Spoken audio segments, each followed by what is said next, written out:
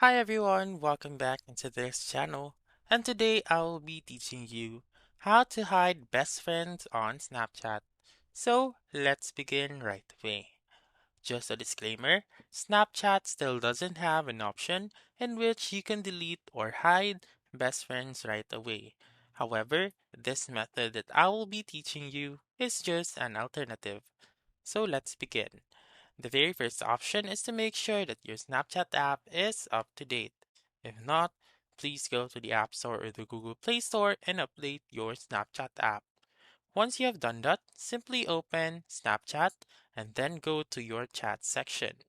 And then there are actually two ways in hiding your best friend list. So the first one is to removing them as your friend.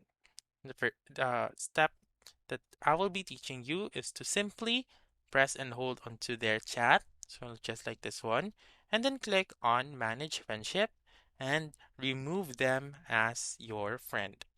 And then for the second option, you may also clear your conversation.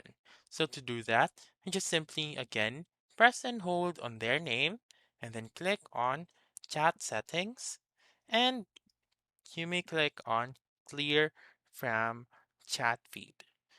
Also, if you cannot see the chat setting on the second option, you may see it on the last option.